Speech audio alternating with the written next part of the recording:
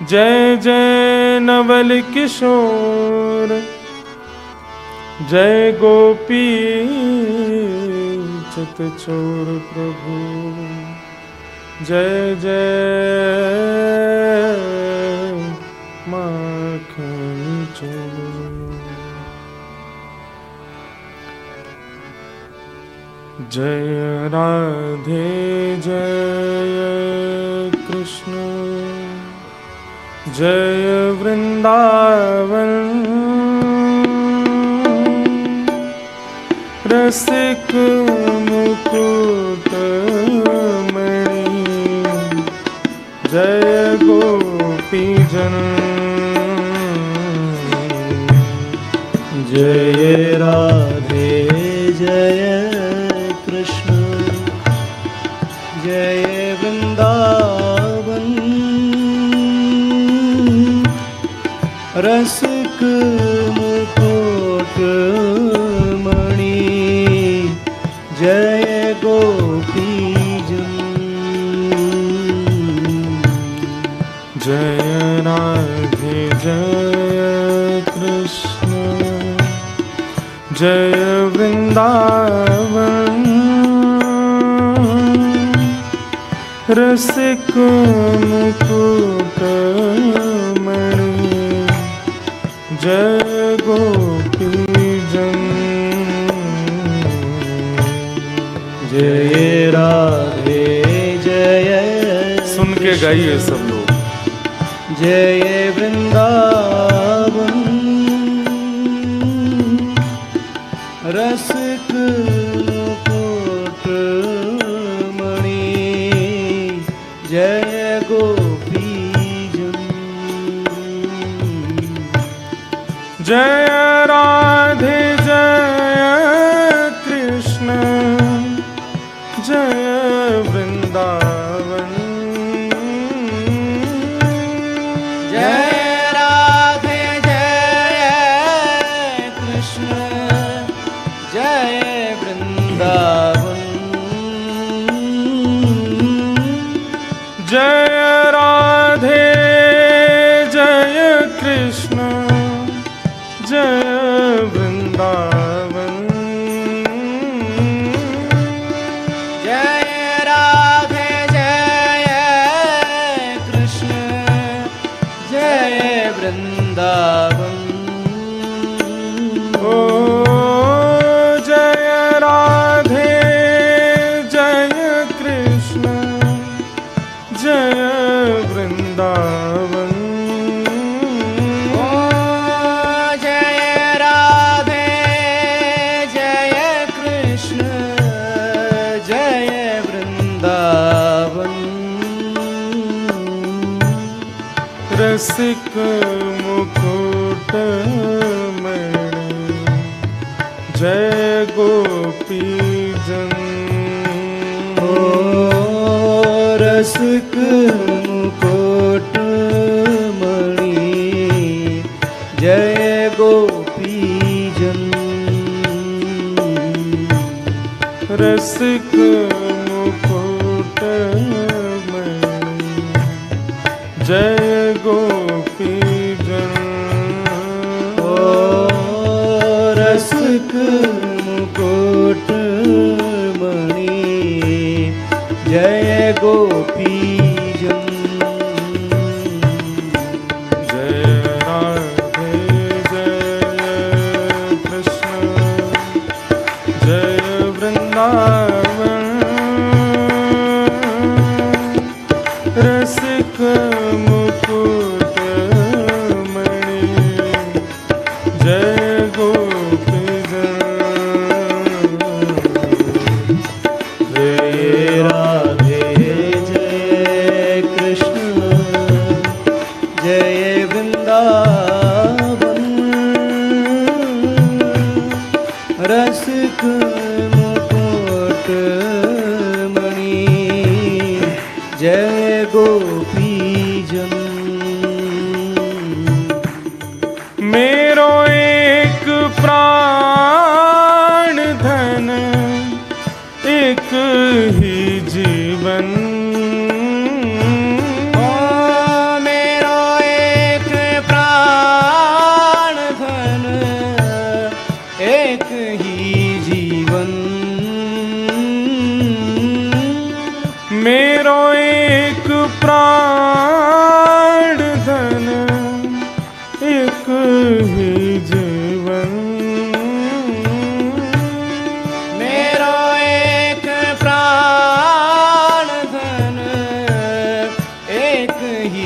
जीवन।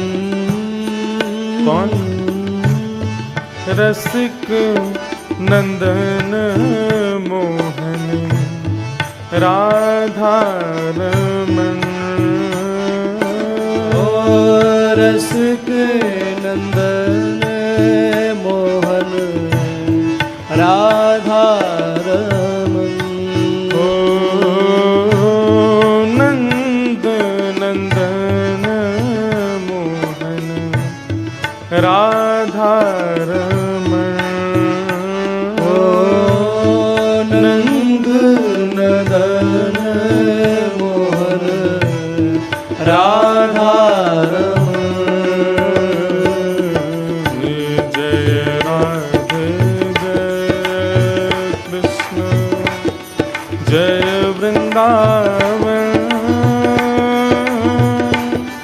रसिक मुकुट मणि जय गोपी जन। जय राधे जय कृष्ण जय वृंदावन। रसिक मुकुट मणि जय गोपी जन। ओ मेरो एक प्राण धन एक ही जीवन। ओ मेरो एक प्राण धन एक ही जीवन। ओ मेरो एक प्राण धन एक ही जीवन। हाँ मेरो एक प्राण धन एक ही जीवन। ओ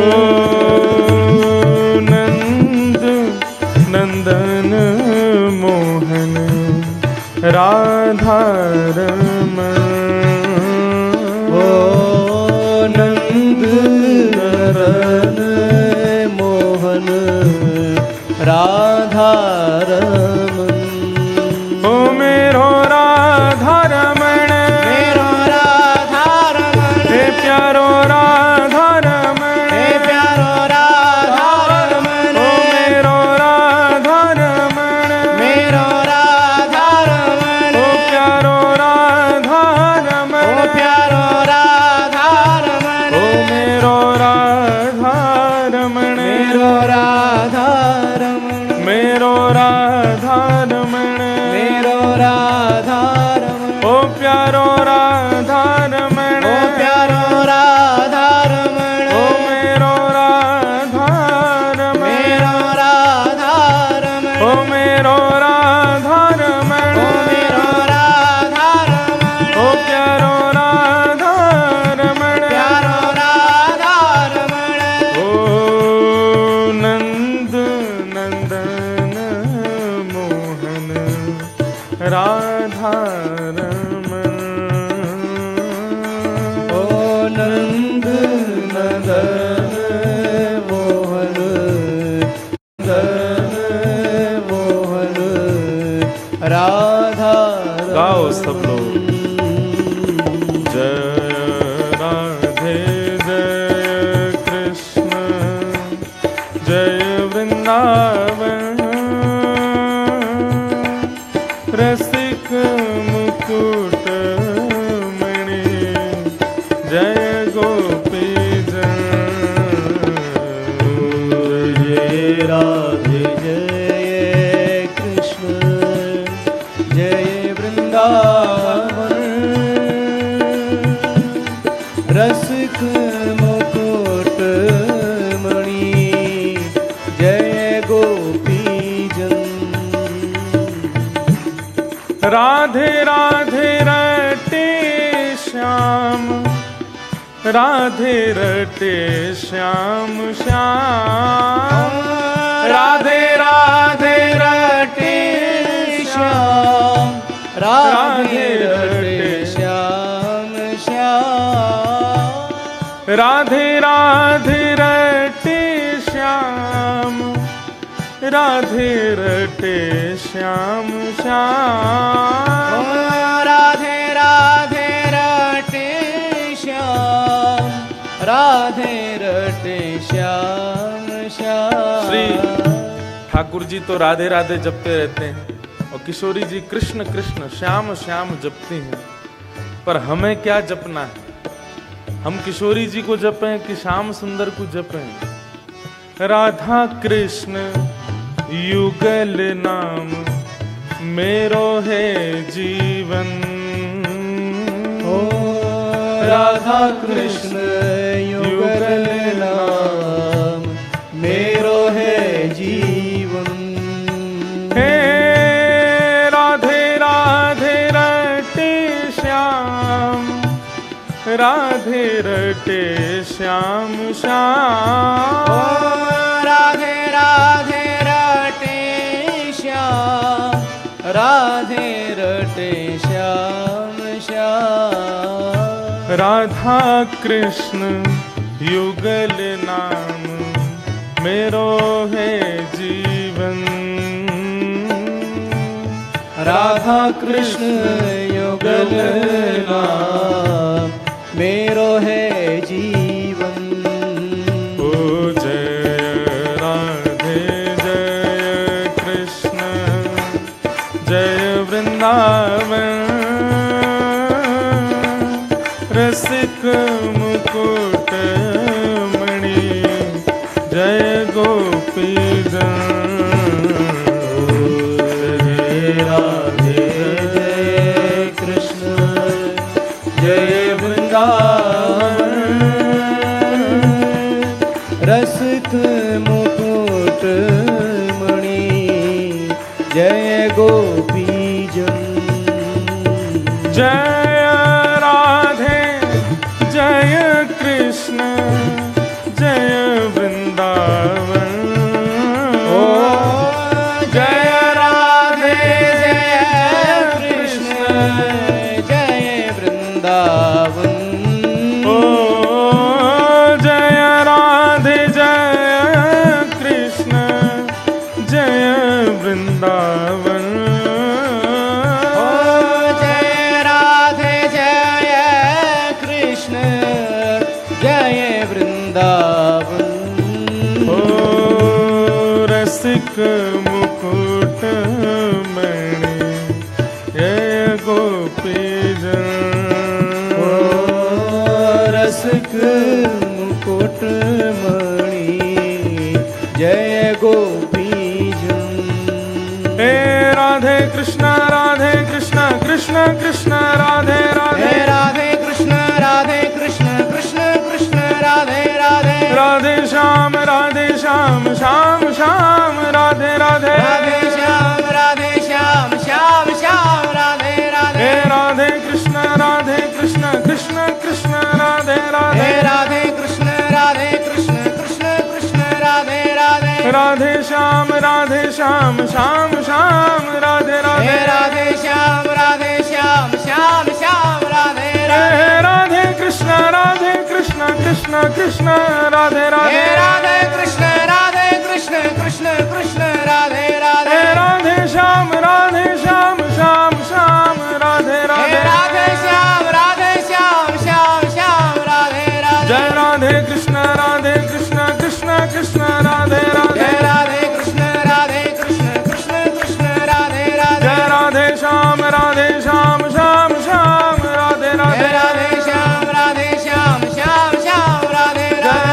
जय राधे कृष्ण कृष्ण कृष्ण राधे राधे। जय राधे कृष्ण कृष्ण कृष्ण राधे राधे। जय राधे श्याम श्याम श्याम राधे राधे। जय राधे श्याम श्याम श्याम राधे राधे। जय राधे कृष्ण कृष्ण कृष्ण राधे राधे। जय राधे कृष्ण कृष्ण कृष्ण राधे राधे। जय राधे श्याम श्याम श्याम राधे राधे। जय राधे श्याम श्याम श्याम राधे राधे। जय राधे कृष्ण कृष्ण कृष्ण राधे राधे। जय राधे कृष्ण कृष्ण कृष्ण राधे राधे। जय राधे श्याम श्याम श्याम राधे राधे। जय राधे श्याम श्याम श्याम राधे राधे। जय राधे कृष्ण कृष्ण कृष्ण राधे राधे। जय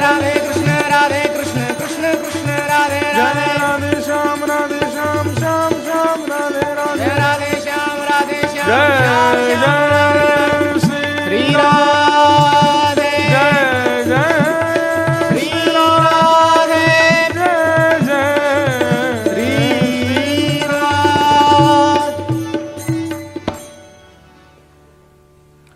राधे राधे रटे श्याम राधे रटे श्याम श्याम राधे राधे रटे श्याम राधे रटे श्याम श्याम राधा कृष्ण युगल नाम मेरो है जीवन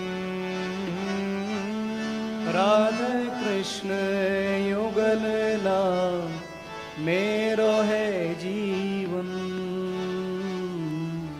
मेरो एक प्राण धन एक ही जीवन मेरो एक प्राण धन एक ही जीवन मेरो एक प्राण धन एक ही जीवन ओ मेरो एक प्राण धन एक ही जीवन हो नंद नंदन मोहन राधा रमन ओ नंद नदन मोहन राधा रमन जय राधे जय कृष्ण जय वृंदावन रसिक मुकुट मणि जय गोपी जन जय राधे जय कृष्ण जय वृंदावन नंद नदन रसिक मुकुट मणि जय गोपी जन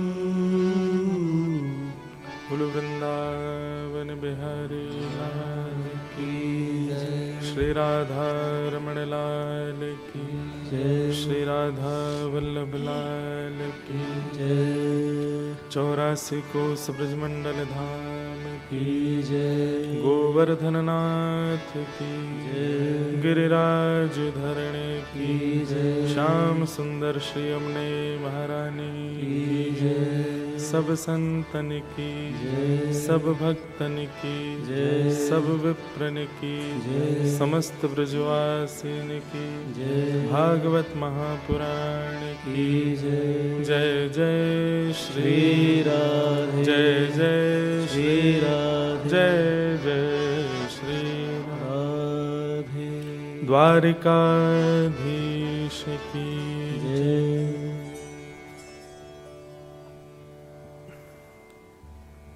परम मंगल में परात्पर अखिलेश्वर अकारण करुणा वरुणालय भक्तवांशा कल्पतरु तड़िद्वत विनिंदित पीतांबरधारी श्री बालकृष्ण लाल की महती अनुकंपा से हम आप सब लोग अफ्रीका के केनिया देश में और ये नायरोबी शहर वहाँ का ये सुंदर सभागृह यहाँ बैठकर के 3 दिवस का ये मधुर सत्संग हम लोग श्रवण कर रहे थे, जिसका आज विश्राम दिवस है। ऐसा लग रहा है मानो कि प्रारंभ होते ही विश्राम हो गया। परसों ही तो आए थे, सबसे परसों ही मिले थे, आज तो विश्राम भी है। परंतु एक क्षण का भी यदि कोई सुंदर भाव जीवन में आता है तो वह भी बहुत कुछ लाभ देता है। 3 दिन भी बहुत होते हैं यदि भाव से श्रवण किया जाए तो। हमारे साथ विराजमान गंधर्वजन, विप्रवृंद, आप सब श्रोता भाई बंधु, मातृशक्ति, बालक मित्र, सखा, सबको जय श्री कृष्ण। जय श्री कृष्ण। जय सिया राम। जय श्री राम। जय श्रीमन नारायण। जय श्रीमन नारायण। जय जय श्री राधे। जय जय श्री राधे। ठाकुर जी की बड़ी अनुकंपा।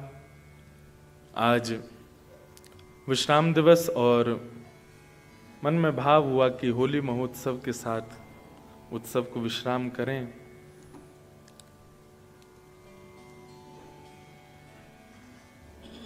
आपने कल पूछा कि महाराज जी कलर क्या पहन के आए? हमारे ठाकुर जी कितने चतुर हैं। देखो, ऐसा रंग का पिछवाई और सब धारण किया है कि जिस पे कोई रंग चढ़ता ही नहीं है। हमारे ब्रज में गाते हैं,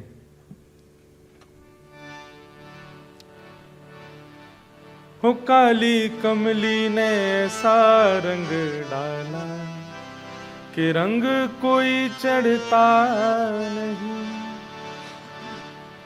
राधा रमण ने ऐसा रंग डाला कि रंग कोई चढ़ता नहीं।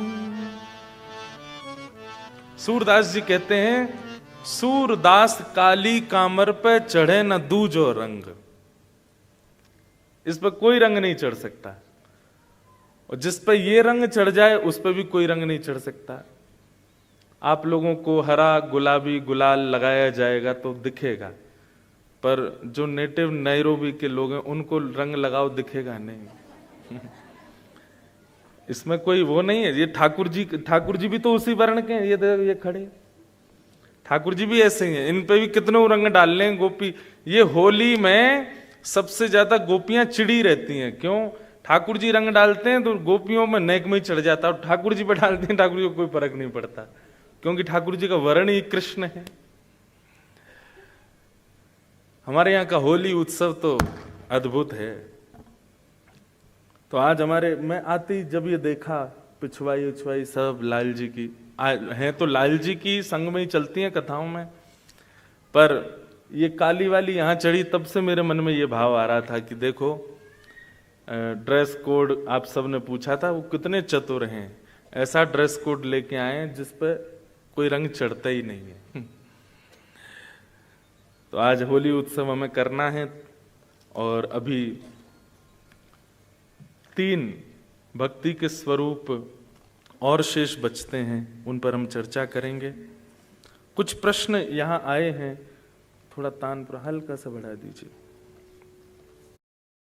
अगर आप ये मेरा वीडियो देख रहे हैं तो ये कोई कोइंसिडेंस नहीं है, बल्कि एक यूनिवर्स का स्ट्रॉन्ग सिग्नल है आपके लिए, ताकि आप अपने करियर इश्यूज, रिलेशनशिप प्रॉब्लम्स और पैसे की दिक्कत को ओवरकम कर पाए। Hi, I am Arvind Sood, numerology and vastu coach. मैं पिछले 25 सालों से किन्हीं का भाव है कि कथा सुनते समय यदि आंसू आए तो ये नॉर्मल है कि क्या है? व्यक्ति के पास सबसे ज्यादा बहुमूल्य यदि कुछ होता है तो उसके अश्रुबिंद।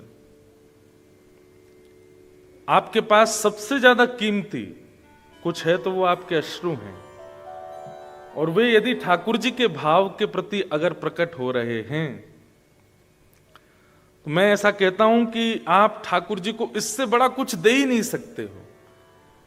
संसार के लिए रोना आ जाता है, विपत्तियों में रोना आ जाता है, अपनी किसी इच्छा की पूर्ति ना होने पर रोना आ जाता है, लेकिन ठाकुर जी के प्रसंगों को सुनकर के या केवल भगवत भाव सुनकर के नेत्र सजल हो जाएं,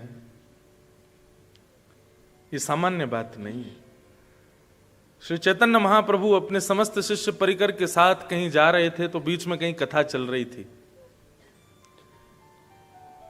महाप्रभु जी का नियम था, कहीं भी सत्संग होता था तो थोड़ी देर रुकते थे। आप जाकर के जैसे ही वहां बैठे तो वक्ता जो थे वो इतने अच्छे वक्ता नहीं थे, केवल अपने घर चलाने के लिए कथा करते थे। ना उनका अध्ययन इतना अच्छा था, ना उनकी वाणी इतनी ज्यादा मधुर थी। तो जितने भी शिष्य परिकर थे महाप्रभु जी के साथ, वे सब तो उनको उसी भाव से आंक रहे थे। ना तो ये अच्छे से बोल रहे हैं, ना अच्छे से गा रहे हैं, ना इनके श्लोक शुद्ध हैं, ना इनकी बातें स्पष्ट हैं, पर महाप्रभु जी दोनों भुजा उठा करके भाव बेहुल होकर के नेत्रों से अश्रुपात करते जा रहे हैं। जब कथा विश्राम हुई, वे वापस लौटे, तो कुछ शिष्यों ने पूछा कि उस कथा में हम लोग गए थे, वहां ना तो भाव था, ना विद्वत्ता थी, ना ज्ञान था, ना वक्तव्य था। क्षमा करें, आप इतने भाव में विभोर होकर के उस कथा में कैसे रस ले रहे थे? महाप्रभु जी कहते हैं, तुम लोग वक्ता को परखने गए थे, तुम ये जानने देखने गए थे कि वो कितना विद्वान है, कितना जानता है, क्या बोलता है, क्या नहीं बोलता है। ये सब करने के लिए कथा में गए थे। हमारी स्थिति तो ऐसी थी, जब जब वे कृष्ण बोलते थे तब तब ठाकुर जी का कोई रूप दिखने लग जाता था, और वही रूप चित्त में बैठ करके आनंदित करने लगता था। प्रेम बेहुवल चित्त हो जाता था, नेत्रों से नीर बहने लग जाते थे।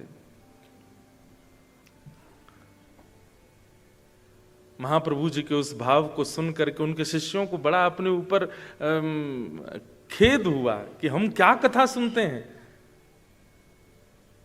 पूरी कथा नहीं, कथा में केवल कृष्ण नाम सुनकर के महाप्रभु जी को भावावेश हो जाता था। हमारे गुजरात के प्रसिद्ध कथा वक्ता पूज्य श्री मुरारी बापू एक बार अपनी कथा में कह रहे थे कि अगर कथा सुनते सुनते नेत्र सजल होते हो तो समझना कृष्ण ने तुमको छुआ है, कृष्ण तुमको स्पर्श कर रहे हैं। और एक बात, जैसे ये ग्लास में जल पूरा भरा हुआ है, या पूरा नहीं भी भरा, थोड़ा कम है, ये छलकेगा कब? या तो अधिक रस डाला जाए, या अधिक रस के अलावा कुछ और इसमें डाला जाए। कुछ भी अतीत में इसमें पधराया जाएगा तो जल छलकेगा। ठीक वैसे ही आप कथा में बैठे और कथा में बैठ करके यदि आपके नेत्रों से अश्रुबिंद छलक रहा है तो इसका मतलब क्या है? या तो रस पधराया जा रहा है, जो बात आप सुन रहे हैं वक्ता के मुख से, वो आपके चित्त में ऑलरेडी इतना रस है कि उसमें जब वह रस का भाव जा रहा है तो नेत्रों से छलक रहा है। इसका मतलब ये इस बात का द्योतक है कि आप कथा को सुन नहीं रहे हो, पी रहे हो, ले रहे हो भीतर। ये बहुत बड़ा प्रमाण है। ये बहुत सौभाग्यशाली श्रोताओं के साथ होता है कि उनको कथा में नेत्र सजल हो जाए। कहते कहते हमारे हो जाते हैं, इसलिए मैं तो वो पक्षी नहीं कहता जिसमें सजल हो नेत्र।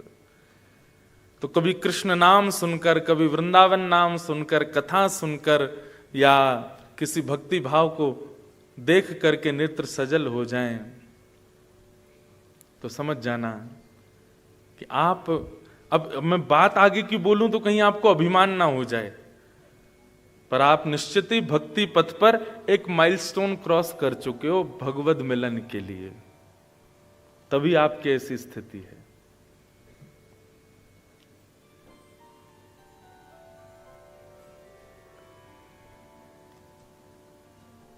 अनेक भाव हैं, तो ये अच्छा है अगर ऐसा होता है। बस एक प्रयास कीजिएगा, मूल्यवान वस्तु को छुपाया जाता है, मूल्यवान वस्तु को ज्यादा प्रदर्शित नहीं किया जाता, नहीं तो नजर लग जाती है। और दूसरा, चोरी होने का भय होता है। कृष्ण विरह में निकले हुए अश्रुबिंद बहुत मूल्यवान है। अगल बगल वाले, आगे पीछे वाले आपके भाव को नहीं समझेंगे। वो हो सकता है आपके प्रति क्या भावना रखते हो। इसलिए प्रयास कीजिए कि जब यह ऐसी स्थिति हो तो या तो सिर झुका लीजिए या नेत्र बंद कर लीजिए, कैसे भी करके किसी को दिखे ना, क्योंकि आपका भाव प्रदर्शन ना मान लिया जाए। दोस्तों, क्या आपके एमएस ऑफिस सॉफ्टवेयर के अंदर ये वाला ऑप्शन है? ध्यान से देखो, इसे कहते हैं को। फिर बहुत सारे प्रश्न हैं। मैं वैसे तो, आप लोग कथा ध्यान से सुनेंगे ना तो ये सारे प्रश्नों के उत्तर आ ही जाते हैं। किसी ने कहा कि ठाकुर जी के साथ रास खेल ना हो। रास कोई खेल नहीं है, पहली बात तो खेलना नहीं है रास। और उनकी वंशी की धुन सुननी हो तो कौन सा साधन करें। वृंदावन में जाकर के जीवन निकाल देते हैं महापुरुष, तब भी अनुभव नहीं होता। आपको नायरोबी में कैसे होगा? या फिर उसी दिव्य लीला का सुरद केवल कृपा से ही प्राप्त होता है। देखिए, एक मेरी बात सुनिए, रास का मतलब क्या है पहले तो ये समझिए। एक कॉन्सेप्ट हमारे मन में क्या आ गया है? रास। तो स्पेशली गुजरात के हो तो आपके मन में एक ही बात आएगी, बस यही रास है। नहीं, रस और रास ये दो बातें। आप भगवद मिलन की प्राप्ति के लिए जो क्रिया करते हैं उसको रस कहा जाता है। भगवद मिलन के लिए आप जब तत्पर होते हैं स्वयं, उसको रस कहा जाता है। पर आपके उस भाव पक्ष पर प्रसन्न होकर के ठाकुर जी आपसे मिलने आ जाएं, वो रास है। रास का मतलब नृत्य नहीं होता है। आप नायरोबी में ऐसी सेवा करते हैं ठाकुर जी की कि आपके जो सेवा के ठाकुर जी हैं वो आपसे प्रसन्न होकर के आपको कुछ अनुभूति करा दें, कुछ अनुभव करा दें। वो अनुभव ही रास है। रास का मतलब नृत्य नहीं है। और वो कैसे होगा? ये नवदा भक्ति में एक एक भक्ति बताई गई है, इन्हीं का पालन कीजिए, रास का अनुभव होगा। फिर आपने कहा कि मुझे जड़ चेतन में परमात्मा के दर्शन हो ही जाते हैं, मगर जब कोई भगवद विमुख जीव या कोई कुसंगी को देखती हूं तो मन में घृणा का भाव आता है। यह एक दोष है। कोई कितना भी दोषयुक्त क्यों ना हो, आपके चित्त में ठीक है, उसकी उपेक्षा भले ही कर दीजिए, बल उसके पास मत बैठिए, उसके पास मत जाइए, पर उसके प्रति दोष बुद्धि मत रखो। बल्कि ऐसा आप चिंतन कर सकते हैं, ऐसा क्या हुआ इसके जीवन में जो ये ऐसा करता है, या ऐसा करने लगा, या ये ऐसा खाने लगा, पीने लगा, बैठने लगा, बोलने लगा, जो भी। चिंता होनी चाहिए, घृणा नहीं। और ठाकुर जी से प्रार्थना कि नाथ इसको भी मंगल करो। और भी कई आपके भाव हैं, वो सब नवदा भक्ति में पूर्ण हो रहे हैं। फिर किन्हीं का प्रश्न है कि महाराज जी कि गाय भगवान को बहुत प्रिय है, तो फिर ऐसी कंट्री में गाय काव बीफ क्यों खाया जाता है? और जो ऐसा लोग खाते हैं, क्या उनको निर्वाण मोक्ष की प्राप्ति होती है? नहीं होती तो उनको कौन सा पाप लगता है? सबसे पहली बात, ठाकुर जी कितना प्रेम करते हैं गैया से। एक प्रसंग आता है ब्रज लीला में कि ठाकुर जी गैया चराने की जिद कर रहे थे यशोदा मैया से। तो यशोदा मैया बोली, लाला तू गैया चरावे जावेगो? ठाकुर जी बोले हाँ जाऊंगो। रोने लगे। ये जो पीछे चित्र है ना, ये देखो, ये गोपाष्टमी का ही चित्र है जो पीछे फ्लेक्स लगाया गया है। प्रथम पूजा ठाकुर जी ने गैया की करी और फिर गैया चरावे गए। तो उस समय यशोदा मैया ने कहा कि वो पादुका लेकर के आई, ठाकुर जी को पहनाने लग गए। ठाकुर जी बोले मैया जी कहा कर रही है? तो मैया बोली, लाला तू गैया चरावे जावेगो, कहीं तो को कांटे नहीं लग जाएं, कंकड़ नहीं लग जाएं, तेरे पाम बड़े कोमल हैं, पामन में कोई निष्ठुरता नहीं आ जाए, या हमारे तो को पादुका पहना रही हूं। सो ठाकुर जी गैया के पाम गिनने लगे, 1 2 3 4 5 6 7 8। मैया इतनी पादुका और मंगवा। मैया बोली काहे को? बोले मैं गैया चरावे जाऊंगा, मेरे पामन में कांटे लग जाएंगे, कंकड़ लग जाएंगे, जे गैया भी तो चरवे जामेंगे, इनके पामन में लग गए तो मैया इनके काजे पादुका मंगा दे। यशोदा मैया जोड़ते ऐसी, लाला जे गैया हैं, जे जानवर हैं, इनके पामन में पादुका थोड़ी पहनाई जाए, पादुका तो मानव पहने। जैसे ही ठाकुर जी ने ये बात सुनी रोने लगे। पृथ्वी पर गिर गए, सिर पटकने लगे, जोर जोर से रोने लगे। नंद बाबा ने आके शांत कियो, दाऊ दादा शांत कर रहे हैं, रोहिणी मैया शांत कर रही, पर ठाकुर जी शांत नहीं हुए। शाम हो गई, ठाकुर जी रोते ही जा रहे हैं, रोते ही लाल पड़ गए ठाकुर जी। अभी तक किसी को यह भी नहीं पता कि रो क्यों रहे हैं। जैसे तैसे शांत भये, पूछी लाला तू रो काई को रोए? ठाकुर जी बोले मैया तेने गैया ते जानवर क्यों कही? जी गैया जानवर है, बेचारी चरवे जावे, चर के दूध बनावे, दूध बना के हमें पिवावे, तोए पिवावे, बाबा पिवावे, पूरे घर खानदान में हमारे सब जगह दूध घी दही आदि से ही भोजन हेरो है। और वो गैया जो इतनो सब हमारो घर को पालन करे, वाकू तू जानवर कह रही है? मैया अगर गैया जानवर है तो तू भी जानवर है, क्योंकि मैंने तेरो दूध पियो है। यशोदा मैया ने दोनों कान पकड़े और कही आज के बाद जानवर नहीं बोलूंगी। तब शांत हुए ठाकुर जी। इतना प्रेम जिस गाय से ठाकुर जी करते हैं, उसको मार के खाने वाले व्यक्ति की दुर्गति इस मंच से बताने की हमारी स्थिति नहीं है, इसलिए हमने केवल एक लीला सुना दी है।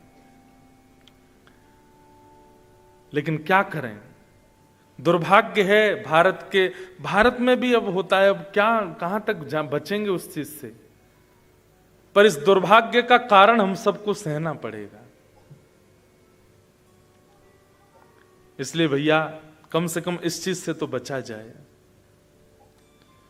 गौ मांस गौ विक्रय नहीं होना चाहिए।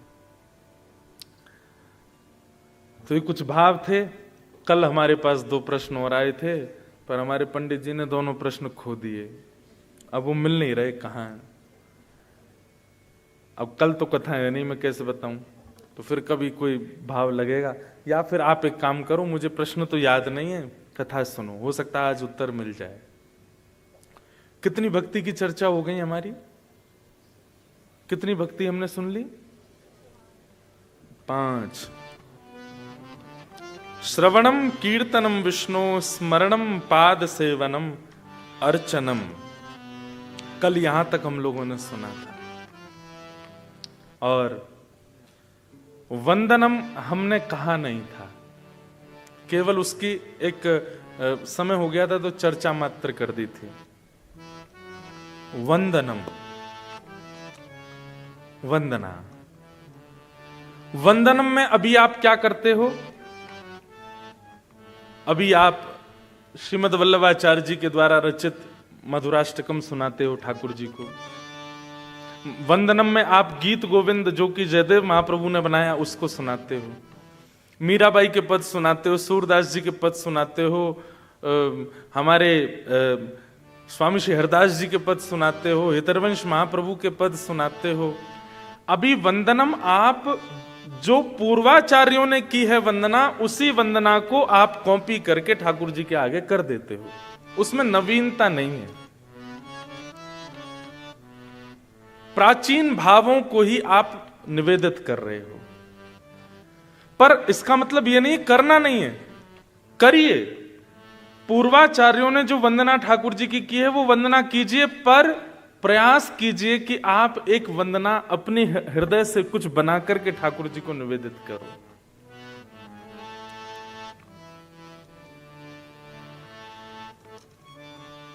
हमने श्री राधारमण लाल जी की एक वंदना की।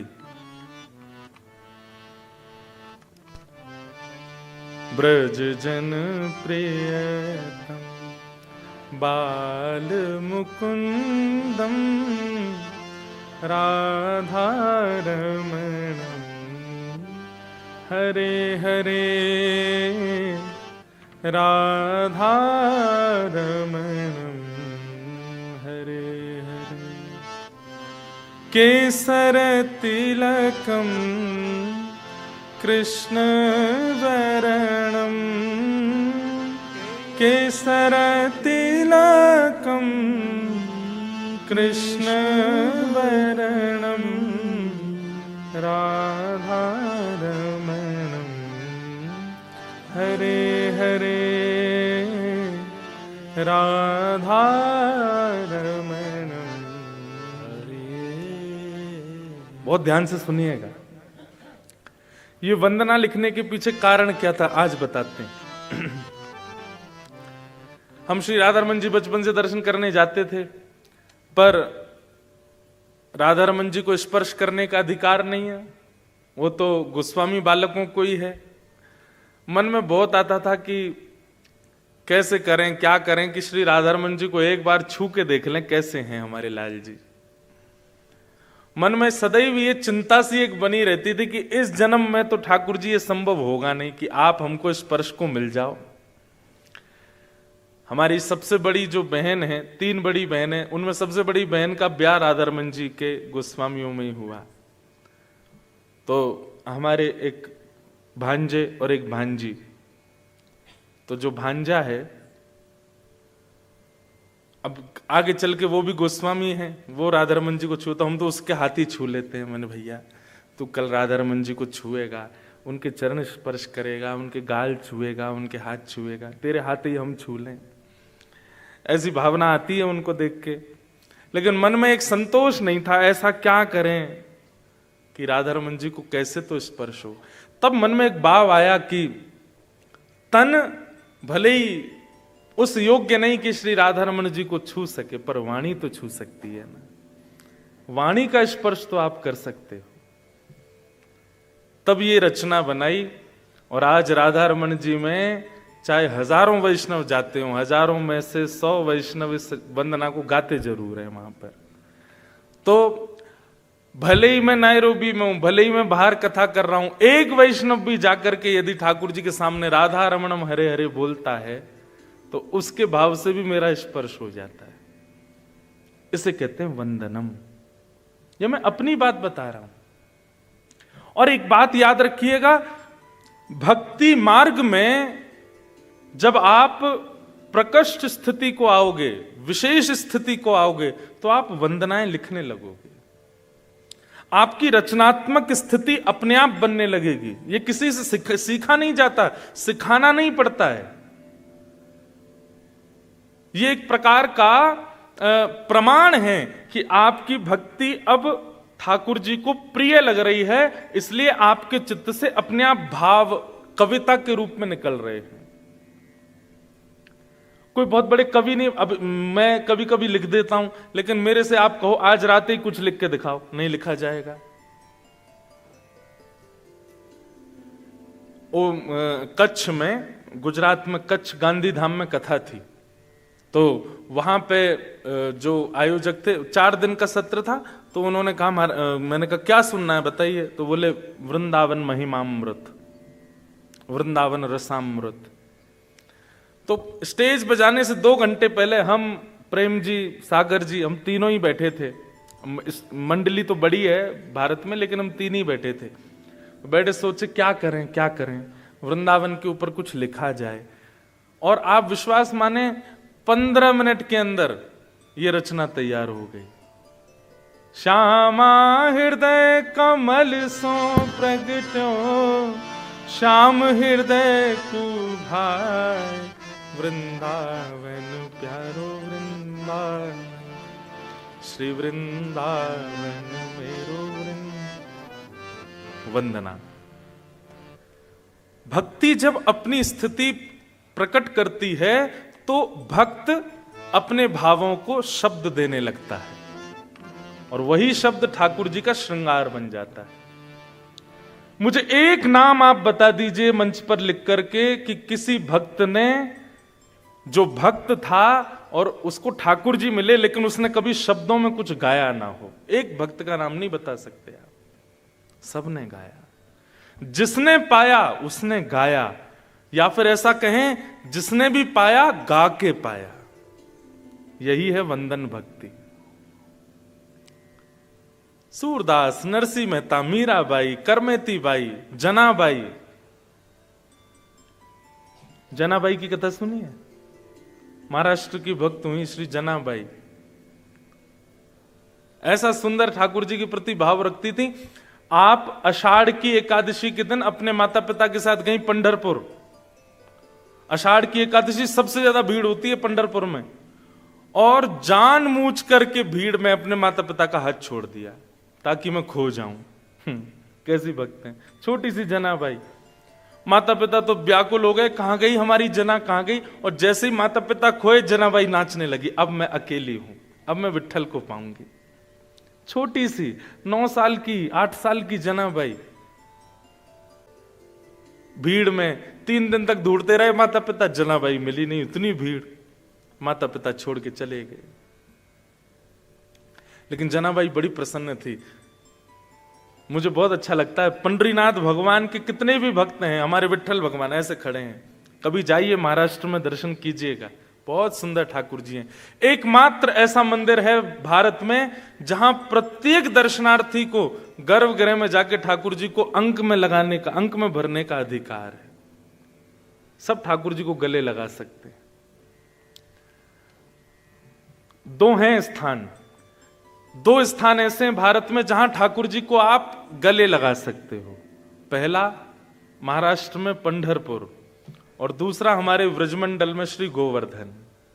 आप जाओ, गिरिराज जी को गले लगा लो, कोई नहीं रोकेगा आपको।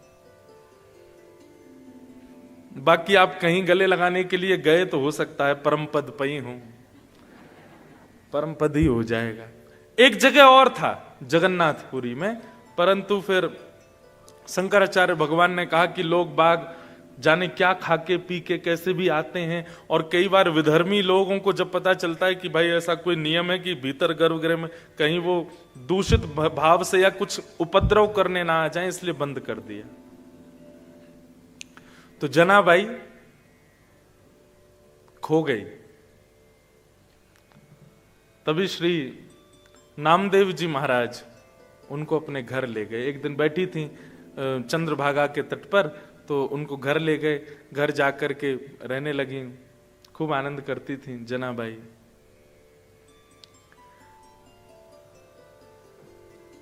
नामदेव जी महाराज जब कीर्तन करते थे तो सारे वैष्णव नाचते थे, और जनाबाई उन वैष्णवों को नाचते हुए जब देखती, तभी उसको क्या दिखता, पीतांबरी पहने। आहा, कैसे हैं पंडरीनाथ, सुंदर ते ध्यान उभे बिटेवरी। कोई महाराष्ट्र का बैठा है क्या यहाँ पर? हैं? बैठे हैं, मराठी आती पंढरपुर से? कौन? आप पंढरपुर से हैं? अरे कर कटावरी थे बुनिया सुंदर ते ध्यान उभे बिटेवरी सुंदर ते ध्यान। हमारा बहुत मन लगता है पंढरपुर में, इतने प्यारे ठाकुर जी हैं। तो जैसे ही देखा जनाबाई ने कि वैष्णव कूद कूद करके नृत्य कर रहे थे, और तभी पीतांबरी पहने, मत्साकृत कुंडल लटके हैं, सुंदर शीश पर मुकुट है, और मधुर मुस्कान के साथ ठाकुर जी नृत्य करते हुए आ रहे हैं, नाच रहे हैं। जनाबाई को नित्य दर्शन होता था श्री पंडरीनाथ जी का कीर्तन में। जनाबाई कभी मंदिर नहीं जाती थी। सब लोग बोलते थे, ए जना तू मंदिर क्यों नहीं जाती? बोले मैं क्यों जाऊं, रात में कीर्तन होता है, विट्ठल यहीं आ जाता है, मैं यहीं देख लेती हूं उसको। सब लोग बच्ची जान करके सोचते थे कि जना ऐसे ही बोलती है। लेकिन एक दिन एकादशी थी, एकादशी के दिन भयंकर भीड़ होती है पंढरपुर में, और पूरे दिन ठाकुर जी खड़े थे सुबह से रात्रि तक। आज जनाबाई मन में सोच रही थी, आज कीर्तन में पंडरीनाथ नहीं आने चाहिए। क्यों? बहुत थके हुए हैं, यहां आएंगे नृत्य करेंगे और थक जाएंगे। लेकिन ठाकुर जी आ गए। तो जैसे ही ठाकुर जी आए तो जना दौड़ी दौड़ी गई, नामदेव जी से बोली कीर्तन बंद कर दो। नामदेव जी बोले क्यों? पंडरीनाथ आ गए, बहुत थके हुए, आप कीर्तन करोगे तो वो नाचेंगे, और वो नाचे तो उनको दर्द होगा पैर में, थक रहे हैं बहुत ज्यादा। सब बोले ये ऐसी बोलती है, चल बैठ जा।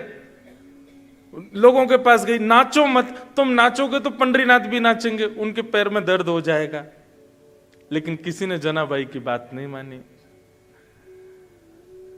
जब कीर्तन विश्राम हुआ, दूर बैठी जना जोर जोर से रोने लगी। अरे कोई जाके मंदिर में पुजारियों को बोल दो घी की मालिश कर दें, पैर में इत्र लगा दें, आज पंडरीनाथ बहुत थक गए हैं। लेकिन जना की बात कौन समझे? अर्धरात्रि का समय, जना रोते रोते रोते सोच रही है आज मेरे पंडरीनाथ विट्ठल के पैरों में दर्द हो रहा होगा। तभी देखते हैं कि द्वार पर साक्षात पंडरीनाथ आ गए और जनाबाई के सामने आकर के अपने दोनों पैर उसकी गोद में रख दिए। बोले ले दबा पैर, बहुत रो रही है सुबह से, दबा ले, जितनी मेरी थकान सब दूर कर दे। और जनाबाई ने ठाकुर जी के चरण, मुझे इतनी प्रिय लगती है जनाबाई के भाव। ये सब कहां से प्रकट हुए हैं? ये नवदा भक्ति जिनके चित्त में है वहीं से प्रकट हुए हैं।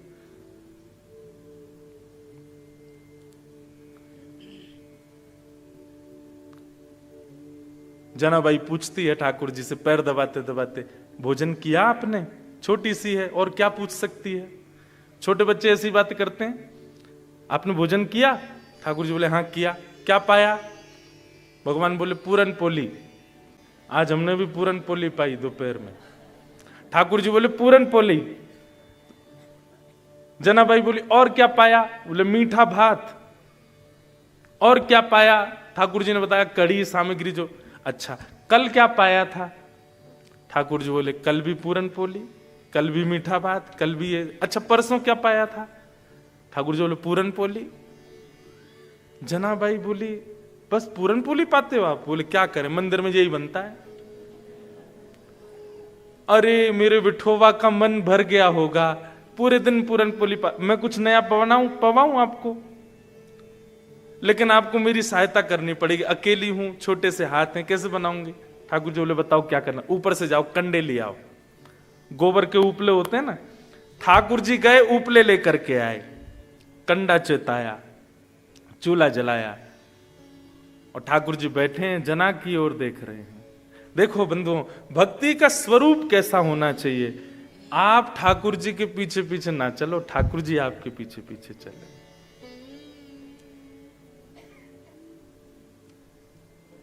कहां जना देखती है ठाकुर जी को, पर आज जनाबाई भोजन बना रही है और ठाकुर जी उसकी ओर देख रहे हैं। इसका कैसा भाव?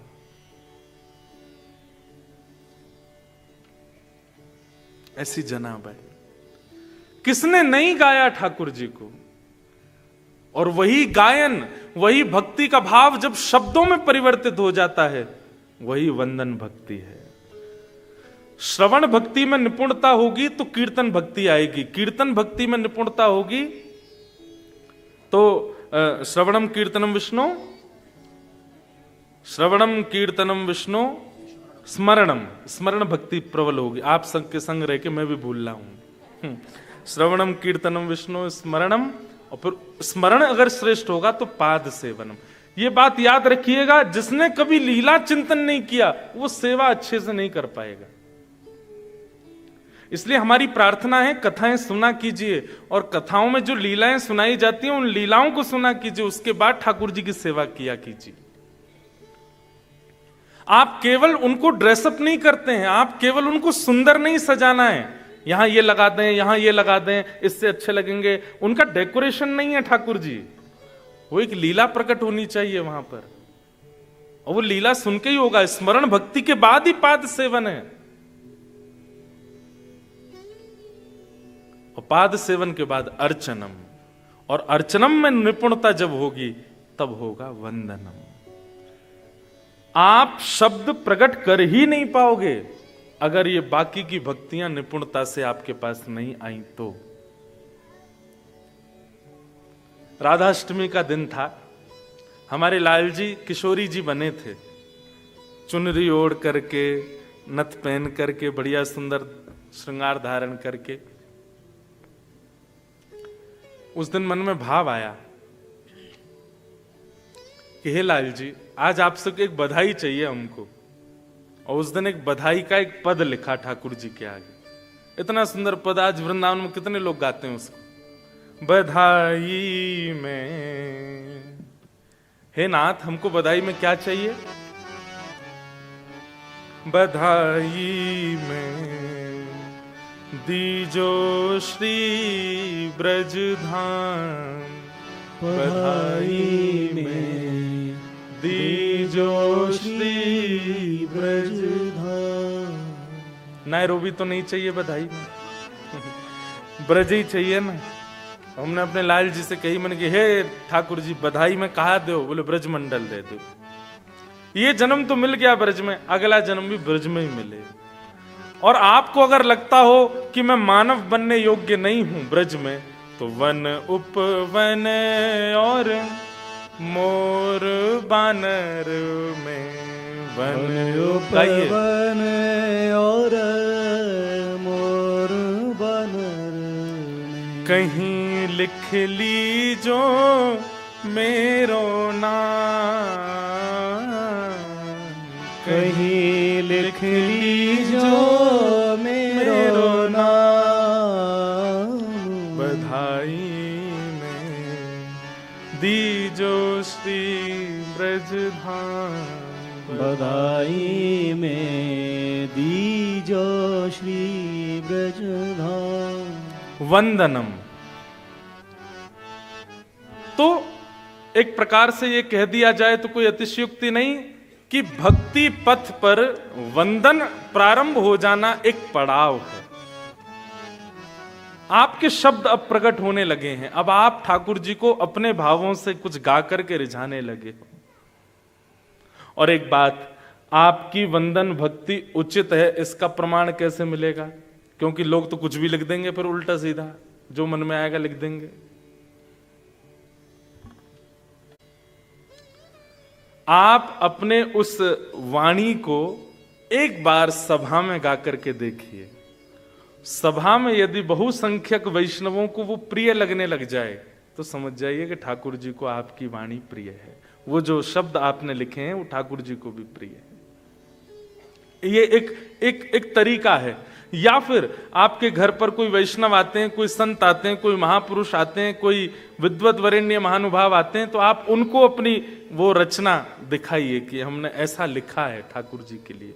इस पर आप अपना कोई भाव बताएं। अगर वे मोहर लगा दें तो समझ जाओ आपकी वंदन भक्ति अब निपुण है। श्रवणम कीर्तनम विष्णु स्मरणम पाद सेवनम अर्चनम वंदनम, ये वंदन भक्ति। नरसिंह मेहता राग केदार गाते थे और केदार राग में भी ठाकुर जी को सुंदर सुंदर भाव बना करके सुनाते थे। ठाकुर जी अपनी माला ढीली कर देते थे। नरसिंह मेहता ने किसी से बहुत पैसा उधार ले रखा था। सेठ जी ने आकर के कहा, हे नरसिंह मेहता हमारा पैसा चुकाओ। नरसिंह मेहता बोले कुछ दिन की और मोहलत दे दी। बोले नहीं अब नहीं देंगे। अब तुम एक काम करो। बोले क्या? तुम शाम को मंदिर में गाने के लिए जाते हो, हजारों वैष्णव तुमको देखने के लिए आते हैं, हजारों वैष्णव तुमको देखने के लिए आते हैं, क्योंकि तुम्हारे द्वारा गाए गए राग केदार से ठाकुर जी की माला उतर जाती है। अपने राग केदार को गिरवी रख दो हमारे यहां, जब तक पैसा नहीं लौटाओगे राग केदार नहीं गाओगे। वैष्णव वही देखने आते थे कि ये राग केदार गावे और ठाकुर जी की माला धीमे धीमे खिसके नीचे। नरसिंह मेहता बोले जो आज्ञा। राग केदार गिरवी रख दिया। अब जब तक पैसा नहीं चुकाऊंगा राग केदार नहीं गाऊंगा। लेकिन आज ही नरसिंह मेहता के विद्रोहियों ने एक परीक्षा रखी थी मंदिर में। आज माला हम लोगों ने मोटे सूत की अपने हाथ से बनाई है। अगर आज उसके राग केदार गाने से माला गिर गई तो हम मान जाएंगे कि उसके राग में ही ताकत है। ऐसा भी तो हो सकता है पतले सूत की माला पहना देते होंगे ठाकुर जी को, लेकिन आज माला हमने बनाई है। आज ये राग केदार से गिरा के दिखाए। और आज ही नरसिंह मेहता राग केदार गिरवी रख के आए थे। जैसे ही नरसिंह मेहता पहुंचे, सभा पूरी भरी हुई थी। नरसिंह मेहता पहुंचे तो लोगों ने कहा, हाँ भाई नरसिंह मेहता आज तुम्हारी परीक्षा है। तुम्हारे राग केदार से ठाकुर जी की माला धीमे धीमे उतर जाती है, आज गा के दिखाओ। आज माला हमने बनाई है। नरसिंह मेहता बोले वाह रे कन्हैया, बड़े अद्भुत हो। परीक्षा भी उस दिन लई जिस दिन राग केदारी गिरवी रख दिया मैंने। नरसिंह मेहता कभी कोई राग गावे, कभी कोई राग गावे, केदार ही नहीं गावे। सब लोग बोले केदारो गाओ, केदारो गाओ। अब नरसिंह मेहता बोले कैसे गाऊं? वो सेठ जी का आदमी एक खड़ा था नजर ताक के, बोले अगर तेने केदार गाया तो तेरा घर परिवार सब ले लेंगे हम, गिरवी रखा है तेने। नरसिंह मेहता ने नेत्र बंद करके कहा, ठाकुर जी मुझे प्रतिष्ठा सम्मान की इच्छा नहीं है, पर मेरे गाने से आपकी माला धीमे धीमे नीचे होती है तो कितनों का विश्वास प्रगाढ़ होता है आप पर। आज मेरी परीक्षा है, और यदि आज मैंने केदारों नहीं गाया और आज आपकी माला यदि नीचे नहीं हुई तो कितनों का विश्वास अविश्वास में परिवर्तित हो जाएगा। मेरी प्रतिष्ठा के लिए नहीं, भक्तों के विश्वास के लिए कुछ कीजिए।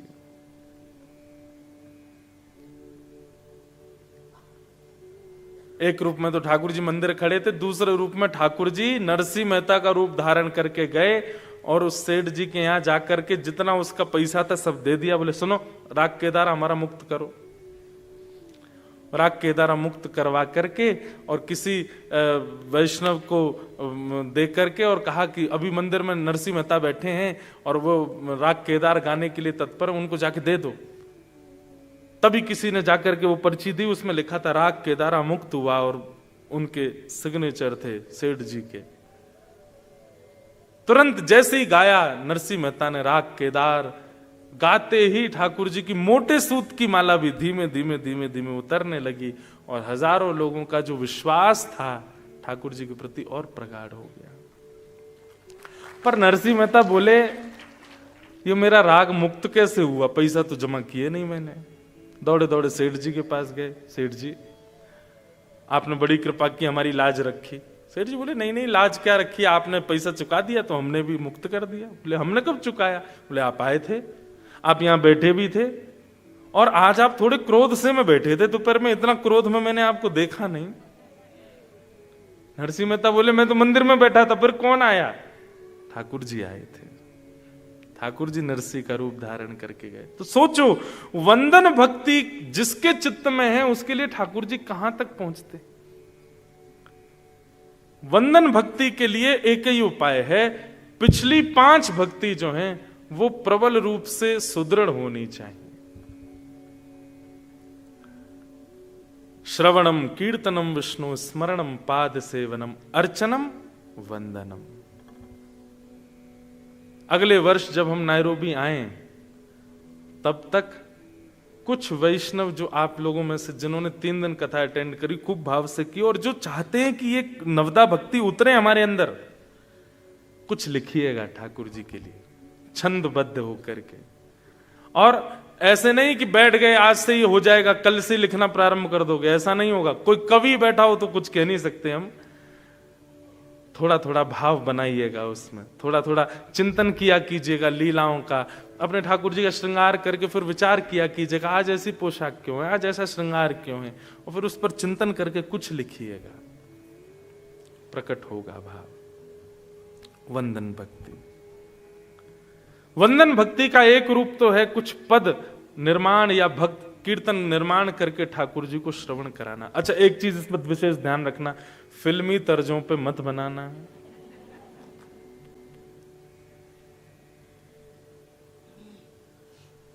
मुझे बहुत सावधानी से बोलनी पड़ती हैं बातें। पता चली कि कोई फिल्मी गाना था उस पे ही आपने बना दिया, ऐसा नहीं कीजिएगा। वो फिर उसकी सुंदरता का ध्यान रखिएगा कि कल को अगर आप हमें दो तो हम भी मंच से गा सकें उसको, उसकी भावना ऐसी होनी चाहिए। वंदन भक्ति, वंदन भक्ति का दूसरा रूप क्या है? ठाकुर जी के सन्मुख जाकर के सदा उनका प्रेम चित्त में बढ़ता रहे ऐसी प्रार्थना करना। आज सुबह हम कहीं घूमने गए थे तो वहां 10 नामापराधों पर थोड़ी सी एक चर्चा हुई थी। 10 नामापराधों में एक अपराध क्या है? जो लोग नाम जप करते हैं बहुत ध्यान से सुनिएगा। 10 नामापराधों में एक अपराध यह है कि कल जितना आपने नाम जप किया उससे ज्यादा आज होना चाहिए, और आज जितना किया उससे ज्यादा कल होना चाहिए।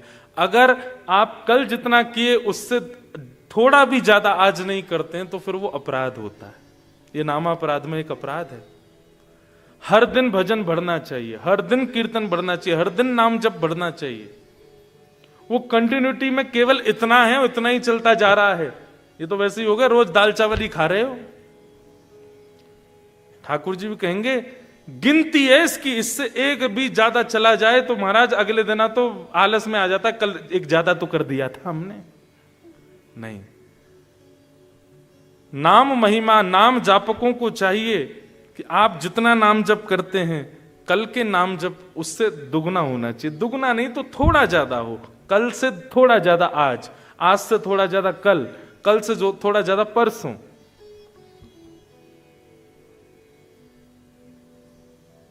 नामापराध में एक अपराध कि आज जितने प्यारे ठाकुर जी आपको लग रहे हैं कल उससे दुगने प्यारे लगने चाहिए। आज जितना प्रेम ठाकुर जी से कल उससे दुगना प्रेम ठाकुर जी से होना चाहिए।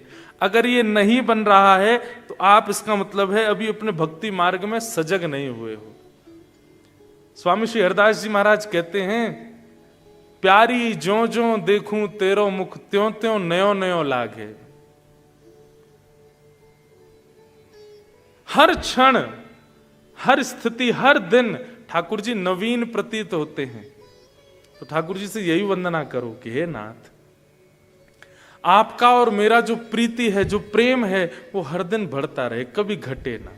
मुझे हर दिन आप और प्रिय लगो, मुझे आप और ज्यादा अपनी ओर खींचो। ये वंदना का भाव होना चाहिए। इसके अलावा आप ठाकुर जी से कोई संसारी वस्तु कामना ना करें। केवल कामना करें तो अपने भक्ति के वर्धन की कामना करें कि मेरा प्रेम नित्य बढ़े। संसारी प्रेम ऐसा होता है ज्यों ज्यों प्रेमी समीप आता है प्रेम घटता है, पर भक्ति का प्रेम ऐसा ज्यों ज्यों ठाकुर जी समीप आते हैं प्रेम और बढ़ता है। और यदि वो नहीं बढ़ रहा है तो इसका मतलब है कहीं चूक कर रहे हो आप। तो वंदना नित्य यही होनी चाहिए कि मेरा प्रेम नित्य बढ़े ठाकुर जी आपसे। वंदन, और वंदन के बाद आता है पाद सेवनम।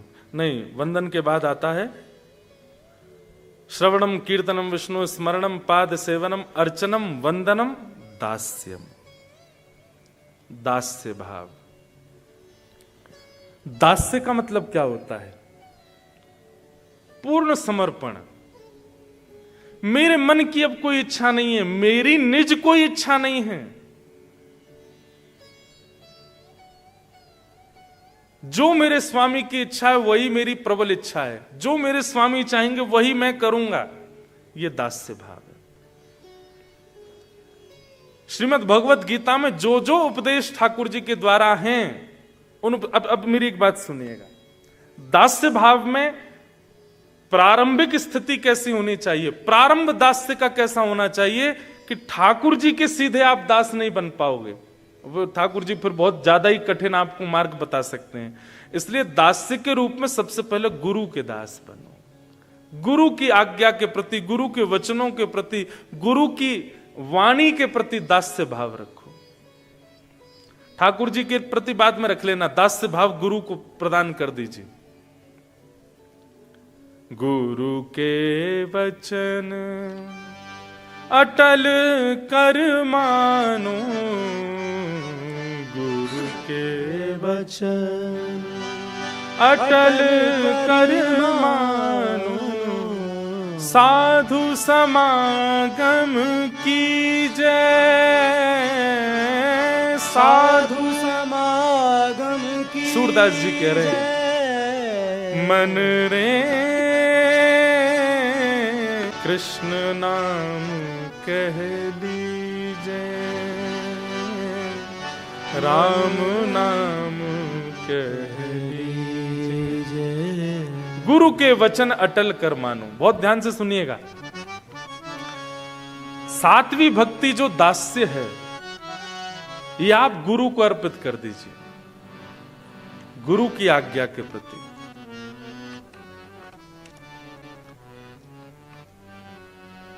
क्योंकि एक बात यह है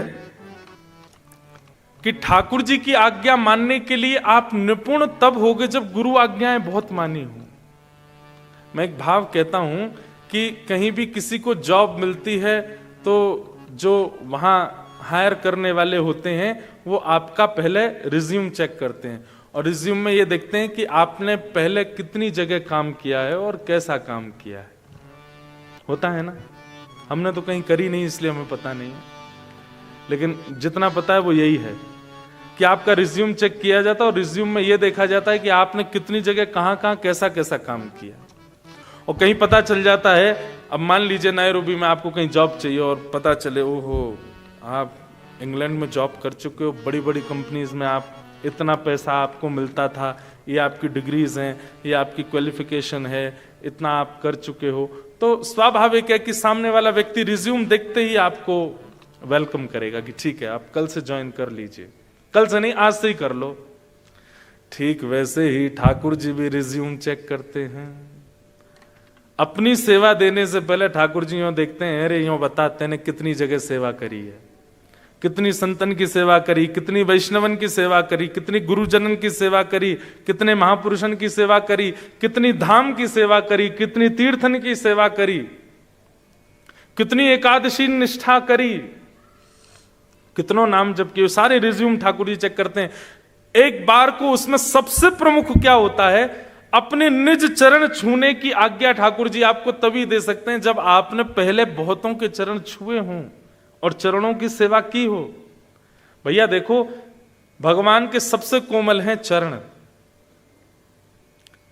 ठाकुर जी नहीं चाहेंगे कि कोई निष्ठुर व्यक्ति उनका स्पर्श कर ले, इसलिए जिसने खूब चरण सेवा की होगी, और चरण सेवा आप हर किसी की नहीं कर सकते, गुरुजनों की ही करोगे, तो गुरुजनों की चरण सेवा जिसने अपने जीवन में खूब की होगी, ठाकुर जी को फिर सोचना नहीं पड़ेगा अपने चरण सेवा करवाने से पूर्व। अरे भैया ये तो अनुभवी है, एक्सपीरियंस्ड है, या को अपने चरण दे दो। इसलिए दास्य भाव में सबसे पहले गुरु के दास्य भाव बनो, दास गुरु के बनो। दास का मतलब अब आपकी अपनी कोई स्वेच्छा नहीं है, गुरु आज्ञा ही सर्वोपरि है। और गुरु आज्ञा अनंत रूप से निर्वहन करने लगे अपने जीवन में, तो ठाकुर जी समझ जाएंगे भाई आज्ञा पालन करने की निष्ठा है इसके अंदर, अब मैं भी आज्ञा करूं। इसलिए दास्य के रूप में गुरु को स्वीकार करो, गुरु के शिष्य बनो। कितने गुरु अर्चकों ने ठाकुर जी को प्राप्त कर लिया, उन्हीं में एक का चरित्र हमने खूब सुनाया, भोंदू, जिसने केवल अपने गुरु की आज्ञा मान करके ठाकुर जी को प्राप्त कर लिया। नित्य बैठता था गौशाला में सेवा करने वाला भोंदू, नित्य सत्संग सुनता था। गुरु जी बताते थे, कभी कथा में कोई प्रसंग, कभी कथा में कोई प्रसंग। एक दिन गुरु जी सुना रहे थे, ठाकुर जी गैया चराने के लिए भांडीर वन गए। भांडीर वन नाम सुनते ही भोंदू के कान खड़े हो गए, बोले जे भांडीर वन में तो मैं भी गैया चरावे जाऊं, मोह तो ठाकुर जी मिले ना है वहां पे। तो वो और ध्यान से सुनने लगा। तो गुरु जी बता रहे हैं, भांडीर वन में ठाकुर जी गैया चराने गए हैं और ठाकुर जी का स्वरूप कैसा लग रहा है, बोले तम गो रजत छुरित कुंतल बद्ध बरह वन्य प्रसून रुचिरे क्षण चारु हासम। ठाकुर जी ने एक बहुत सुंदर दर्शन है, ठाकुर जी की छवि का दर्शन करना। ठाकुर जी गैया चराने जाते हैं तो जैसे ही वन में पहुंचते हैं तो ठाकुर जी क्या करते हैं, अपनी कपड़े की पाग जो पहनी है उसको उतार देते हैं और फिर गायों के पैरों में, गायों के पैरों को बांधते हैं जिस रस्सी से, उसको ब्रजभाषा में लोमना कहते हैं। दूध निकालते समय गाय के पैर बांधे जाते हैं, कहीं पैर ना मारे, बाल्टी गिर जाएगी, तो लोमना जो गाय के पैरों में बांधा जाता है, वो लोमना निकाल करके ठाकुर जी, उसमें गोबर भी लगा है, ब्रजरज भी लगी है, उसको ठाकुर जी अपने सिर पे बांध लेते हैं और सिर पे बांध करके वही लोमना ठाकुर जी एक हाथ पे, एक कटी पे, गले में, ऐसे ठाकुर जी गोबर और रज से युक्त लोमना से अपना श्रृंगार कर लेते हैं। ये स्व श्रृंगार है, श्रीमद् भागवत में स्व श्रृंगार के कई रूप बताए गए, जहां ठाकुर जी का श्रृंगार ना तो यशोदा जी कर रही हैं, ना ग्वाल बाल कर रहे हैं, ना किशोरी जी कर रही हैं, ठाकुर जी खुद ही सज रहे हैं। और जब ठाकुर जी खुद सजते हैं ना, वो श्रृंगार सबसे सुंदर होता है ठाकुर जी का। लोम ना बांधे, धूप के प्रकाश से छोटे छोटे प्रश्वेत के बिंदु पसीना आ गए ठाकुर जी को। और जब ठाकुर जी गैयाओं के बीच में चलते हैं तो गौ रज उड़ करके मुखमंडल पर लग जाती है और अपने आप ही पत्रावली का श्रृंगार, एक एक बिंदी ऐसे प्रकट हो जाती है और सुंदर सुंदर सुंदर आकृतियां ठाकुर जी के मुखमंडल पर बिना किसी प्रयास के स्वतः ही प्रकट हो जाती हैं। वैजंती माला पहने, पीतांबरी पहने ठाकुर जी जब वन में विचरण करते हैं। अब दूर बैठा भोंदू सुन रहा है और मन में विचार कर रहा है, भांडीर वन में ठाकुर जी गैया चराने आते, मैं जाता हूं, मुझे तो मिले नहीं कभी।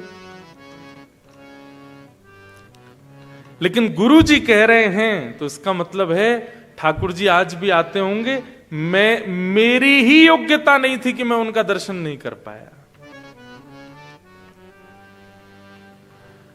अगले दिन भोंदू इसी तैयारी से गया है, इसी उद्देश्य से गया है कि ठाकुर जी दिखने चाहिए मुझे। गैया चराने के लिए गया भांडीर वन में। और दिन तो गैया चरती थी, स्वयं सो जाता था, लेकिन आज सोया नहीं, आज ढूंढ रहा है कहां है श्याम सुंदर। एक दिन, 2 दिन, 3 दिन बीत गए, लेकिन ठाकुर जी नहीं मिले। भोंदू उदास होने लगा और तीव्रता से ढूंढने लगा। बंधुओं, भक्ति में सबसे विशेष क्या होता है? सबसे विशेष इन्वेस्टमेंट क्या है भक्ति में, बताइए। आप कितनी देर पूजा करते हो, कितना नाम जप करते हो, कितनी एकादशी करते हो, कितनी परिक्रमा करते हो, क्या ये सारे इन्वेस्टमेंट हैं? हैं तो यही सारे इन्वेस्टमेंट है, पर सबसे विशेष इन्वेस्टमेंट क्या है? आप कितनी उत्सुकता से करते हो जो भी करते हो। उत्सुकता जानते हैं? एक्साइटमेंट। नाम जप इज नॉट जस्ट लाइक बस जल्दी जल्दी करना है, अरे राम राम राम जल्दी हो जाए, जल्दी हो जाए, अभी तो बहुत नीचे है, बहुत जल्दी कब होएगा, कब है, पर ये करते हैं। ऐसे नहीं। एकादशी वाले दिन you are just looking at time, Dwadashi कब लगेगी, रसोई में कब रोटी बनेंगे, ऐसे नहीं। परिक्रमा कर रहे हैं गिरिराज जी की, राधा कुंडा दे, भैया कितनी दूर और रह गया, 2 किलोमीटर। अरे भगवान, ये गिरिराज बाबा हमको शक्तिमान बना दो, उड़ के चले जाएं, 2 किलोमीटर चलना ही नहीं पड़े। ऐसे नहीं। तत्परता, एक्साइटमेंट, उत्सुकता, वो सबसे बड़ा इन्वेस्टमेंट है। अगर उत्सुकता से 1 माला भी करोगे तो 108 माला करने वाले पे भारी है। क्वांटिटी कितनी है ये जरूरी नहीं, क्वालिटी कैसी है, आपकी भक्ति की क्वालिटी कैसी है। क्वांटिटी पर ध्यान मत दिया कीजिए, क्वालिटी अच्छी रखो। क्वालिटी अच्छी कब होगी? जब आप एक्साइटेड होकर के करेंगे।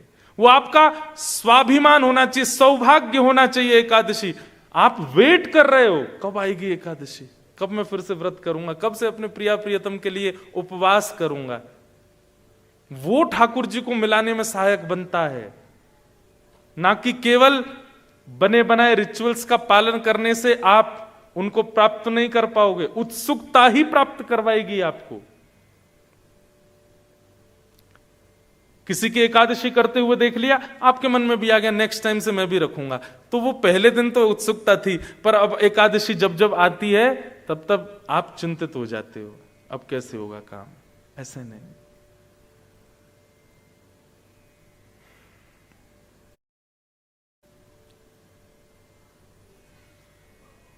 उत्सुकता।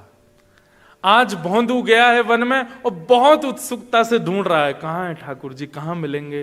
कहीं से जरा सी भी कोई ध्वनि आ जाती है, गायों की आवाज आ जाती है, भोंदू दौड़ करके जाता, इधर तो नहीं, उधर तो नहीं, यहां तो नहीं बैठे। गुरुजी बता रहे थे कदम वृक्ष के पास रहते हैं, जितने कदम वृक्ष थे भांडीर वन में सब ढूंढ लिए।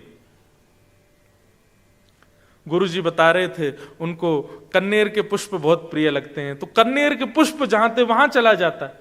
इतनी उत्सुकता से ढूंढ रहा था, बार बार सूर्य नारायण से कह रहा है अस्त मत होइएगा, शाम मत होने दीजिएगा, क्योंकि शाम हो जाएगी तो मुझे जाना पड़ेगा वापस, आज भी ठाकुर जी नहीं मिलेंगे।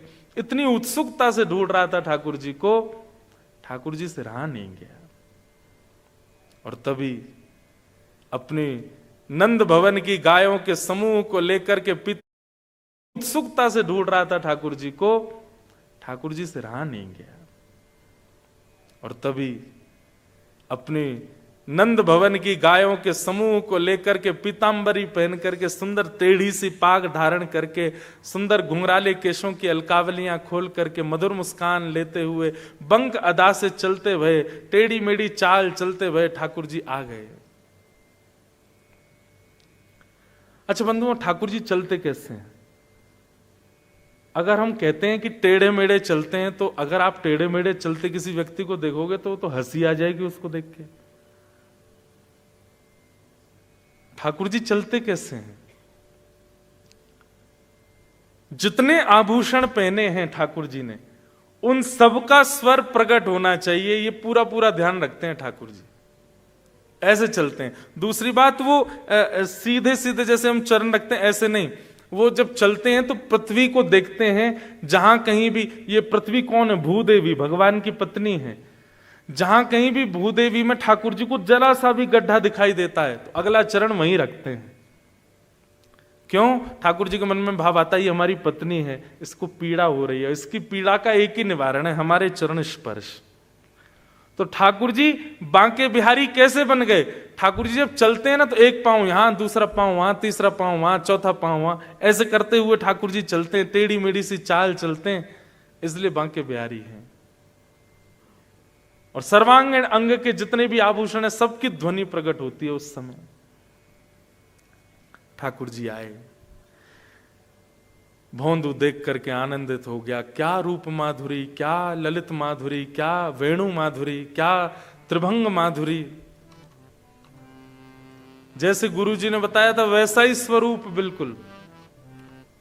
ठाकुर जी आए, आकर के भौंदू के पास आके खड़े हो गए। अरे तेरो नाम कहा है? भौंदू भूल गया, अपना नाम ही भूल गया। मेरो नाम कहा है? बोले वही तो कह रहा हूं, तेरो नाम कहा है? मेरो नाम सोचन दो, न सोचने दो। ठाकुर जी इतनी जोर से ऐसे, अच्छा अपना नाम ही भूल गो। ठाकुर जी का रूप ही ऐसा है। कई एक भजन बनाया था, राम आएंगे तो अंगना सजाऊंगी, राम आएंगे तो दीप जलाऊंगी, राम आएंगे तो ऐसे, बहुत अच्छा भजन था। पर मेरे मन में आया ये प्रैक्टिकल नहीं है। राम आएंगे तो सब कुछ भूल जाऊंगी। राम आकर के भी आपको याद कैसे रह सकता है कि अंगना सजाना है? राम आके आपको कैसे याद रह सकता है कि आपको भोजन बनाना है? तो समझना कोई और ही आया, राम जी नहीं आए। विदुरानी के घर गए थे, पाटा उल्टा रख दिया ठाकुर जी को बैठाने को, बैठ गए। ठाकुर जी बोले काकी जी भूख लगी है, जल्दी कुछ लाओ। विदुरानी केले लेकर के आई और छिलके खिला रही है ठाकुर जी को, केले दूर फेंक रही है। ठाकुर जी प्रेम से पा रहे हैं। इतने में विदुर जी आ गए। विदुर जी आके बोले अरे क्या कर दिया, पहली बार ठाकुर जी घर पे आए, छिलका खिला दिया उनको। रोने लगी सिर पकड़ के, मैं क्या बताऊं, मुझे तो मैं अपनी स्थिति में ही नहीं हूं, मुझे पता ही नहीं मैं क्या कर रही हूं। विदुर जी बीच में आए, ठाकुर जी को कहा ठाकुर जी छिलका छोड़ो, लो लो केला खाओ। ठाकुर जी केला पाए, एक बार पाते ही ठाकुर जी बोले काका जी बिल्कुल स्वाद ना आ रहा। काकी जो छिलका खिला रही ना वहां में ज्यादा स्वाद। क्यों? ये तन बेसुध जब हो जाता है कृष्ण प्रेम तभी प्रारंभ होता है। आपको शुद्ध कैसे रह सकती है उनके सामने आकर के?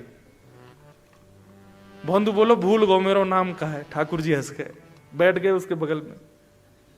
कछु तो नाम होएगो। तब भौंदू बोला हाँ याद आ गई। कहा सब मोए भौंदू के हैं। अब भौंदू नाम सुन के तो ठाकुर जी को इतनी जोर की हंसी आई। ठाकुर जी बोले कहा नाम है तेरो? बोले भौंदू। ठाकुर जी और जोर से हंसे, इधर उधर गिरते गिरते फिर उठे, फिरते बताइयो कहा नाम है तेरो? बोले भौंदू। ठाकुर जी और अरे वेरो भोंदू, मजाक मजाक में हंसते हंसते ठाकुर जी उसको ऐसे पकड़े, ऐसे हृदय से लगाए। लेकिन भाई ठाकुर जी तो मजाक में कर रहे हैं, भोंदू के प्राण निकल रहे हैं। भोंदू से सहन नहीं हो रहा इतना प्रेम। नेत्र सजल हो गए, मुखमंडल पर मुस्कान, मुख से हंस रहा है, आंखों से आंसू गिर रहे हैं और शरीर पूरा कांप रहा है, रोम रोम उसके खड़े हो रहे हैं।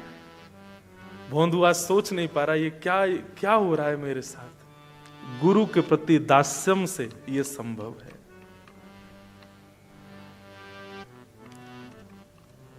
ठाकुर जी बोले भैया तेने आज बहुत हंसायो, में मेरे पेट में दर्द है को हंसते हंसते, तू मेरो सखा बन जा, आज ते मैं तेरो सखा, तू मेरो सखा।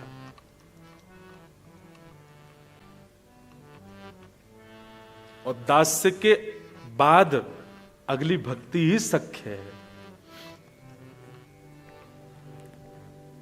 दोनों पूरक हैं एक दूसरे के।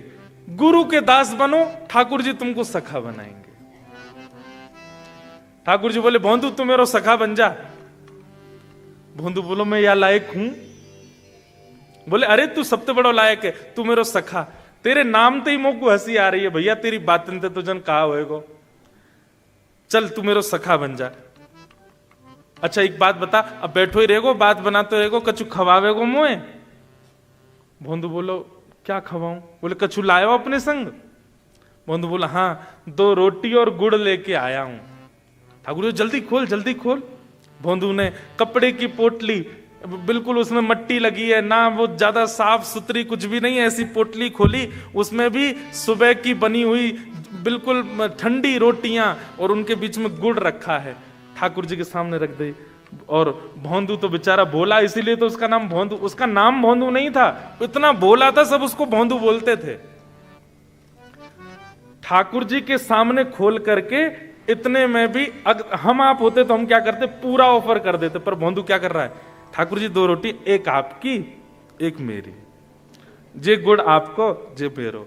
ठाकुर जी अच्छा दोनों ना दे सके, मोई भी तो भूख लग रही है, मैं भी तो पाऊंगो। ठाकुर जी ठीक है तू भी पा।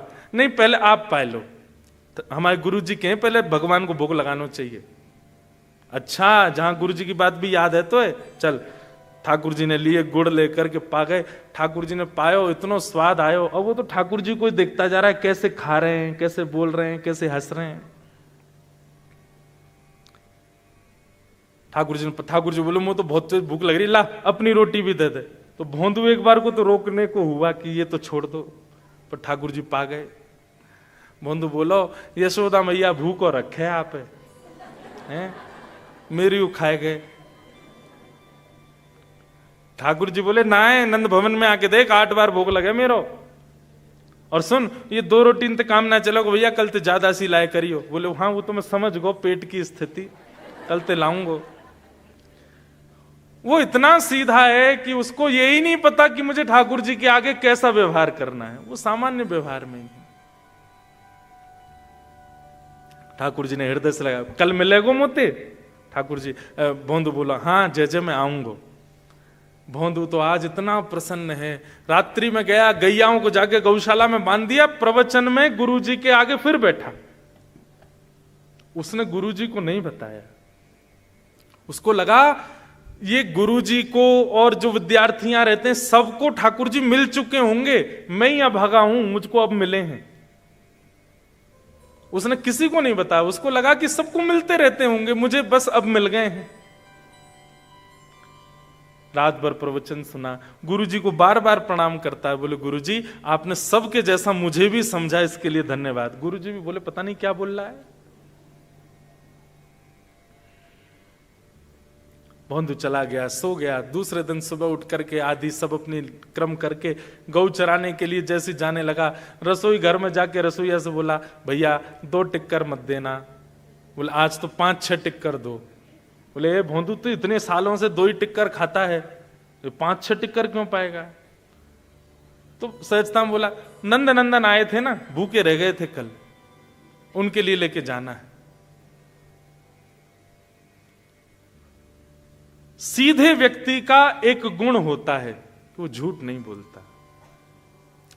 जो सरल सीधा व्यक्ति होता है उससे झूठ बोलना आता भी नहीं। आप उसको अगर बोल दो समझा के, ए सुन तेरे रिश्ते वाले आ रहे हैं, पहली बार मनाई करियो, दूसरी बार भी मनाई करियो, तीसरी बार ज्यादा फोर्स करें तो फिर हां करियो।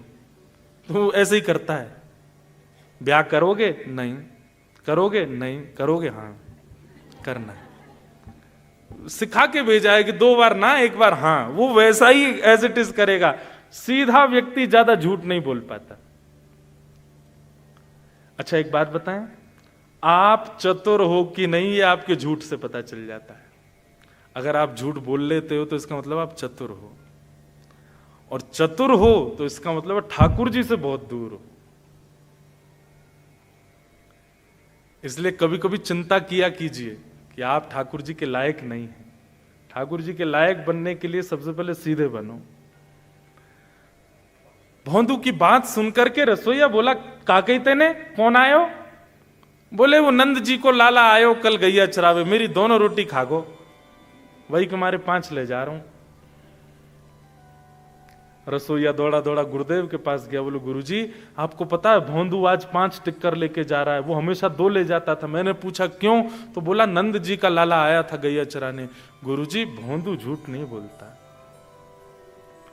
गुरुजी गए, भौंदू क्या बात सुनने में आई? कल कौन मिले तुझे मन में? गुरुजी मैंने आपको नहीं बताया, धृष्टता क्षमा, पर मुझे लगा आप सब मिलते ही रहते हैं तो अब मैं भूखा रह गया था, इसलिए मैं 5 ले जा रहा हूं। गुरुजी बोले इधर आ, कैसे दिखते हैं? उसने वर्णन किया कि बरहा पीड़म नटवर वपहु कर्णयो कर्णकारम कि वंशी विभूषित करानव नीरदाभा पीतांबरा अरुण बिंब फलाधरोष्ठात् पूर्णेन्दु सुंदर मुखार बिंद नेत्रात् कृष्णात् परम किमपि तत्त्वमहं न जाने। वंशी विभूषित करा नवनीर दाभात पीतांबरा अरुणबिंब फलाधरोष्ठात्